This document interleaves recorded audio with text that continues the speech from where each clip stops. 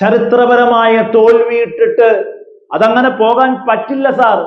Mister Pinarayi അതിന് answer പറഞ്ഞേ പറ്റൂ. നിങ്ങൾ ഈ നാട്ടിൽ ചെയ്ത പ്രവർത്തനങ്ങൾ 10 വർഷം ഈ നാടിനെ ഹാൻഡ് ഹോൾഡ് ചെയ്തതൊന്നും മറന്നിട്ട് പറയല്ല. നിങ്ങൾ അതികായനായ നേതാവ് തന്നെയാണ്. നിങ്ങൾ ഈ നാടിനെ കാത്തു സംരക്ഷിച്ച CPM-ന്റെ LDF-ന്റെ മലയാളികളുടെ നേതാവായി പോലും വന്നിട്ടുണ്ട്. ഒരു സംശയവും അതിലില്ല. പക്ഷേ 3ാം ടേം നിങ്ങൾക്ക് അനുവദിച്ചപ്പോ പലതരത്തിലുള്ള ഇളവുകൾ പിണറായിക്ക് മാത്രം വന്നപ്പോ ഒരൊറ്റ സഖാവ് പോലും പാർട്ടിക്കാർ പോലും അതിനെ എതിരിടാതെ അത് അനിവാര്യമാണല്ലോ, പിണറായി അങ്ങനെയാണല്ലോ എന്ന് പറഞ്ഞു നിന്നതാണ്. ശൈലജ ടീച്ചർ മട്ടന്നൂരിൽ കേരള ചരിത്രത്തിലെ ഏറ്റവും വലിയ ഭൂരിപക്ഷം ആ നാളിൽ നേടിയെടുത്ത് വന്നപ്പോ മന്ത്രിസഭയിലേക്ക് ഇല്ലാതെ മാറ്റി നിർത്തിയപ്പോ പിണറായിക്കെതിരെ ആരും ഒന്നും പറഞ്ഞില്ല. കാരണം അതികായകനായ നേതാവ് ഏതു സമയത്തും ഈ പാർട്ടിയെ കാറ്റിലും കോളിലും ഉലയാതെ പിടിച്ച കപ്പിത്താൻ, കേഡർ സംവിധാനം പീക്കിലേക്ക് പോയ ആ നാളുകൾ ഓർക്കണ്ടേ നമ്മൾ. ശൈലജ ടീച്ചറെ മാറ്റിയപ്പോ ഒന്നും പറഞ്ഞില്ല നമ്മൾ. പക്ഷേ ഇപ്പോൾ പിണറായിയുടെ ഇളവ്, ഈ പാർട്ടി ആത്മഹത്യാപരമായ നിലപാടെടുത്തു എന്ന് പറയാതെ വയ്യ. AM ആരിഫ്, അതുപോലെ തന്നെ P ജയരാജൻ, AC മൊയ്തീൻ, എത്രയെത്ര നേതാക്കന്മാരാണ്, C ദിവാകരനെ പോലെയുള്ളവർ, സെബാസ്റ്റ്യൻ പോളിനെ പോലെയുള്ളവരെല്ലാം വന്ന് നിലപാട് പറയുന്നത്. CPI പോലും പറഞ്ഞു പിണറായി വിജയൻ പ്രതിപക്ഷ നേതാവാകണ്ട, അത് ജനഹിതമല്ല എന്ന്. അത്രമേൽ വലിയ രീതിയിൽ പിണറായി പ്രതിക്കൂട്ടി പോകുമ്പോൾ മൗനം തുടരാതെ പറയണം ഈ നാടിനോട് വന്ന് എന്താണ് സംഭവിച്ചതെന്ന്. പിണറായി പ്രതിപക്ഷ നേതാവാകുമെന്ന ഒരു ചിന്ത പോലും ഈ നാട്ടില് പാർട്ടി പ്രവർത്തകർക്ക്, ഈ നാടിന് കൊടുക്കരുത്. നിങ്ങൾ മാറി നിന്നേ പറ്റൂ. അതുപോലെ തന്നെയാണ് ഗോവിന്ദൻ മാഷും മാറി നിന്നേ പറ്റൂ ജനഹിതം മാനിച്ച്.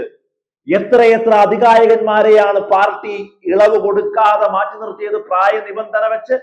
P ജയരാജനെ പോലെയുള്ള, P ജയരാജനെ പോലെയുള്ള, തോമസ് ഐസക്കിനെ പോലെയുള്ള, ഇന്ന് ഈ നാട്ടിൽ MLA ആയിട്ടുള്ള G സുധാകരൻ അടക്കം അവര് മുഴുവനും തിരിച്ചു വരട്ടെ.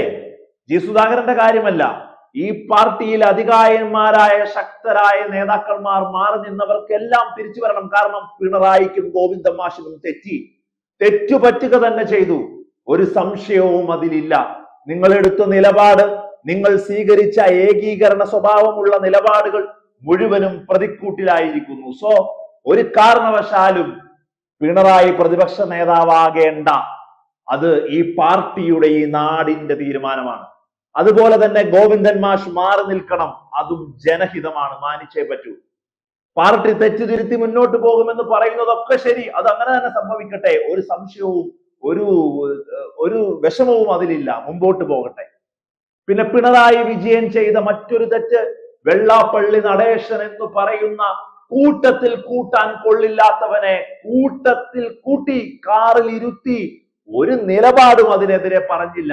പച്ച വർഗീയത, പച്ച മണ്ണ് മലപ്പുറത്തിനെ നോക്കി പറഞ്ഞപ്പോ എന്തിനേറെ ധർമ്മടത്ത് പോലും ന്യൂനപക്ഷ വോട്ടുകൾ സാക്ഷാൽ പിണറായിക്കെതിരെ ഏകീകരിക്കുന്നതിലേക്ക് പോയപ്പോ തെറ്റെന്ന് പറയാൻ മാന്യതയുണ്ടാകണം സഖാക്കളെ. പച്ചയ്ക്കു നിങ്ങളെ സപ്പോർട്ട് ചെയ്ത എത്രയെത്ര മനുഷ്യരുണ്ട് ഇവിടെ. അവർക്കിനിയും ഈ പാർട്ടിയിൽ നിലയുറപ്പിച്ച് നിൽക്കാൻ, ധൈര്യത്തോടെ നിൽക്കാൻ ആർജവമുള്ള തീരുമാനങ്ങൾ ഈ പാർട്ടിയിൽ നിന്നുണ്ടാവണമെന്നുള്ളതാണ്. പിണറായി ചെയ്ത് തെറ്റ്, ശൈലജ ടീച്ചറിനെ പോലെയുള്ള നേതാക്കൾക്ക് ഇളവ് കൊടുക്കാതെ ടേം വ്യവസ്ഥകൾ പ്രഖ്യാപിച്ച് മുന്നോട്ട് പോയപ്പോഴും പിണറായിയെ എതിർക്കാതിരുന്നെങ്കിൽ ഇന്ന് പിണറായിക്ക് ഇളവ് കൊടുക്കാത്തതും, പിണറായിയുടെ മുഖം ഏകീകരണ സ്വഭാവത്തോടെ നാട് മുഴുവൻ പോസ്റ്റർ അടിച്ചതും തെറ്റ്. വെള്ളാപ്പള്ളി എന്ന വർഗീയ നാവിനെ തിരുത്താത്തത് തെറ്റ്. അതുപോലെ തന്നെ അധികായകന്മാരെ ഒരു തരത്തിലുള്ള നിലപാടും എടുക്കാതെ മാറ്റി നിർത്തിയത് തെറ്റ്. ഈ തെറ്റുകൾ അംഗീകരിക്കുക കൂടി ചെയ്യുന്ന പകലുകളായിരിക്കണം ഇനി വേണ്ടത്.